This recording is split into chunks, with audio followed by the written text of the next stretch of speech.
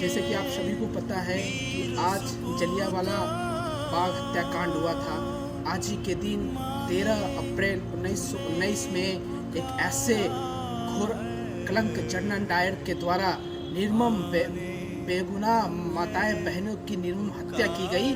उस general Dyer की एक कहानी जिसे आज पूरे विश्व में नहीं एक भारत की इतिहास को कलंकित करता है।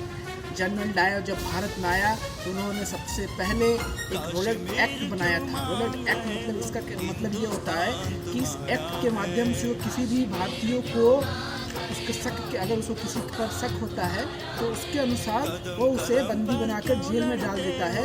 यहाँ तक उसको 2 वर्ष की कारावास सजा होती है और उसके ऊपर कोई कार्रवाई नहीं होगी, ना कोर्ट होगा, ना मजिस्ट्रेट होगा, ना कोई पुलिस होगा। अर्थात मतलब एक तरह से हम देखते हैं कि यहाँ किस तरफ से आप जनरल डायर ने भारत पर आते ही अपनी शासन, अपनी प्रणाली, अपनी व्यवस्था लागू करना चालू कर दिया। दूसरी तरफ हम देखते हैं कि इस एक्ट के विरोध में ऐसे क्रांतिकारी खड़े होते हैं। सबसे पहले महात्मा गांधी जी ने इसका पूर्णतः विरोध किया था। उस समय वो ब्रिटेन से वापस आके भारत में वापस आए थे। उन्हें पता चला कि देश में किस तरह के जनरल डायर जैसे व्यक्तियों ने एक रोलेट एक्ट बनाकर भारतीयों पर क्रूर अत्याचार करने का एक प्रण ले लिया। उसके खिलाफ एक बड़ा आंदोलन करते हैं। सबसे पहले महात्मा गांधी जी कहते हैं कि ये एक्ट खत्म है, ये इसे नहीं मानना चाहिए, इसे एकदम खत्म करना। दूसरी तरफ इस एक्ट के तरफ विरोध में उतरते हैं अपने रविन्द्रनाथ टैगोर जी, वो भी इस एक्ट के विरोध में उतरते हैं। उस एक्ट के विरोध में पंडित मदन मोहन मालवीय जी, जिसे हम आज काशी हिंदू विश्वविद्यालय के संस्थापक के रूप में जानते हैं, और इन सभी महापुरुषों के विरोध के बाद पंजाब के अमृतसर में एक बहुत बड़ा आंदोलन होता है। कुछ लोग उस आंदोलन को अपने कुछ हमारे क्रांतिकारियों के माध्यम से आंदोलन चालू होता है। तो वो दिन था, आज ही का दिन था, 13 अप्रैल 1919 के दिन अमृतसर में वैशाखी का पर्व था, जिसे सिख समुदाय का सबसे बड़ा पर्व कहा जाता है। उस पर्व में किस तरह आम सभाएं चल रही थी, माताएं बहनी थी, माताएं बैठी थी, भाई बैठे थे, बच्चे बैठे थे, बूढ़े बैठे थे, सभी लोग बैठे थे। एक शांतिपूर्ण कैसे इस एक्ट के विरोध में समर्थन चल रहा था, विरोध चल रहा था उस एक्ट का। उसी बीच जनरल डायर आते हैं और जनरल डायर के आदेश पर वहाँ उन्होंने आदेश देते हैं। इसके बाद वो उस आंदोलन को वहाँ स्थगित करने के बाद उसके बाद भी जनरल डायर इतने क्रूर शासक था जिसे हम खिलजी के नाम से भी प्रसिद्ध कर सकते हैं। वो व्यक्ति, उसके मन में थोड़ा सा भी गम नहीं हुआ, थोड़े से भी संकोच नहीं हुआ। उन्होंने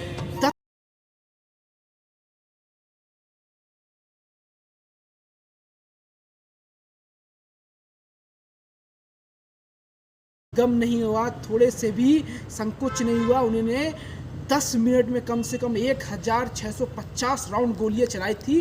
वो गोलियां तब तक चलती रही जब तक वो कोई भी व्यक्ति मर ना सके। जो जलियांवाला बाग में बहुत लोग, माताएं बहनें बच्चे, सभी लोगों ने सबके नरसंहार गोली चलाते हैं। इसमें कई लगभग 7,500 माताएं बहनें बाल बच्चे बूढ़ों की हत्या कर दी जाती है। कई लोग तो अपने प्राण बचाने के लिए एक कुआं रहता है, उस कुएं में जाके कूद जाते हैं। उनको लगता है कि मेरा प्राण बच जाएगा, पर वो अंदर जब जाते हैं तो कुआं भी एक तरह से लाशों के ढेर से भर गया था। दूसरी तरफ हम देखते हैं कि जलियांवाला बाग का आकर्षण ऐसा था, वो किला ऐसा था कि चारों तरफ से पैक था। उस किला पैक होने के नाते वहाँ से मात्र एक ही गेट था कि कोई भाग न ले पाए। तो उस गेट के सामने भी Dyer, general Dyer, brigadier general Dyer इतना क्रूर था कि उसने तोहफे लगा के रखी थी, अगर कोई भागेगा तो उसको तोप से उड़ा दिया जाएगा। हम इस कहानी को, जब इस घटना को देखते या पढ़ते तो अंदर से आत्माएं अपनी रूह हिल जाती है।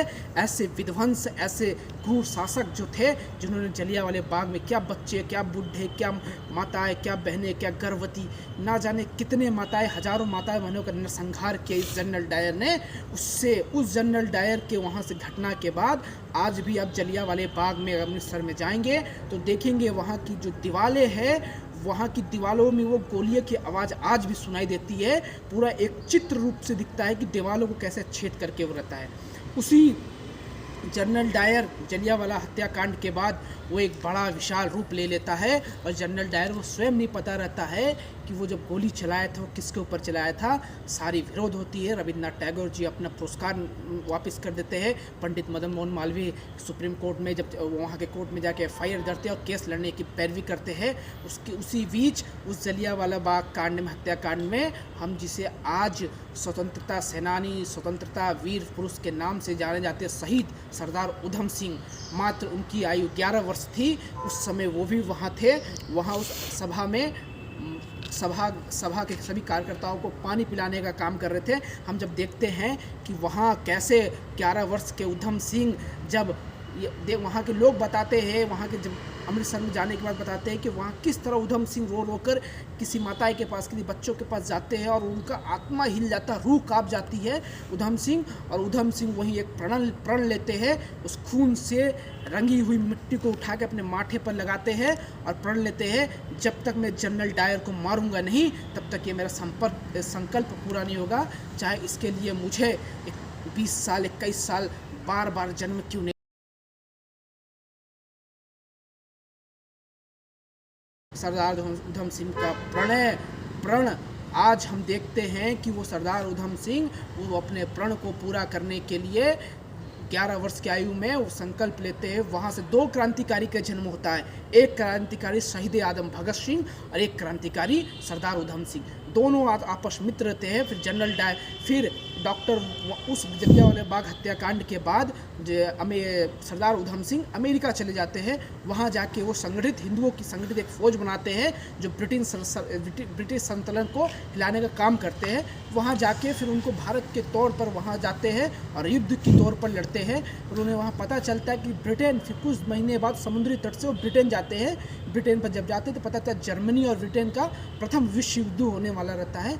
उस प्रथम विश्व युद्ध में हम देखते हैं कि किस तरह अंग्रेजों की कमर तोड़ने के लिए वहाँ एक आयरलैंड का है, आयरलैंड के लोग भी ब्रिटिश सरकार के खिलाफ संघर्ष कर रहे थे।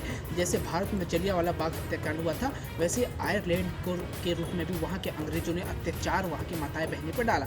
तो वहाँ के कुछ लोगों से मिलकर वो षड्यंत्र की रणनीति बनाते हैं और 21 साल बाद ठीक उसी कॉन्फ्रेंस हॉल में अपने पुस्तक के नीचे उस पिस्तौल को छुपाकर सरदार उधम सिंह जाते हैं और वहाँ बैठते हैं, उसकी सभा सुनते हैं, उसका कॉन्फ्रेंस सुनते हैं और वहाँ खड़े होकर 3 गोलियाँ उसके सीने पर, जनरल डायर के सीने पर दागते हैं और दागने के बाद वहाँ छलबली मिल जाती है और उसके बाद वो अपने रिवॉल्वर को पुलिस को देते हैं।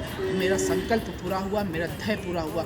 इससे हम देख सकते हैं कि हमारे क्रांतिकारियों का विचार कितना बड़ा था, कितना बड़ा उनका संकल्प था।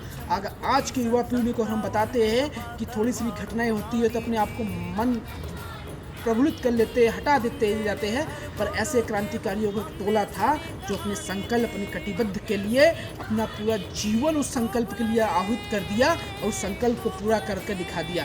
अर्थात हम देखते हैं कि उसी समय सरदार उधम सिंह जब वहाँ लड़ते हैं तो एक क्रांतिकारी की चिंगारी सरदार भगत सिंह जो जलाए रहते हैं, उन्होंने भी संकल्प लिया था जब तक अंग्रेजों को अपने देश से खदेड़ नहीं देंगे तब तक चैन की सांस नहीं लेंगे। उस संकल्प को पूरा करने के लिए हम सभी जानते हैं कि भगत सिंह की क्रांतिकारी की लड़ाई, वो उनके आज़ादी के मतवालों का टोला कैसा रहा, उन्होंने अंग्रेजों के छक्के छुड़ा दिए। ऐसे हमारे शहीद भगत सिंह और शहीद उधम सिंह थे। हम दुर्भाग्य से इस देश की आज़ादी के बाद 1947 के बाद हमारे देश के पाठ्यक्रमों के पुस्तकों में शामिल ही नहीं किया गया, हमारे पाठ्यक्रमों के पुस्तकों में पढ़ाया नहीं गया शहीद उधम सिंह कौन थे, भगत सिंह की क्रांतिकारी की लड़ाई, वो उनके आज़ादी के मतवालों का टोला कैसा रहा, उन्होंने अंग्रेजों के छक्के छुड़ा दिए। ऐसे हमारे शहीद भगत सिंह और शहीद उधम सिंह थे। हम दुर्भाग्य से इस देश की आज़ादी के बाद 1947 के बाद हमारे देश के पाठ्यक्रमों के पुस्तकों में शामिल ही नहीं किया गया, हमारे पाठ्यक्रमों के पुस्तकों में पढ़ाया नहीं गया शहीद उधम सिंह कौन थे। आज अगर हम देखते, सर्च करते तो उनके नाम पर कई फिल्में बनी हैं, उनके नाम पर कई पुस्तकें छपी है। ऐसे सरदार उधम सिंह थे जो देश की आज़ादी के लिए अपने प्राणों की आहुति दे दिए और हम सभी को उनके बारे में पढ़ना चाहिए और जलियांवाला हत्याकांड के बाद से सीख लेना चाहिए वो कैसा क्रूर शासक था जिसको संकल्प लेने को उधम सिंह ने मार दिलाया था। जय हिंद, वंदे मातरम, नमस्ते।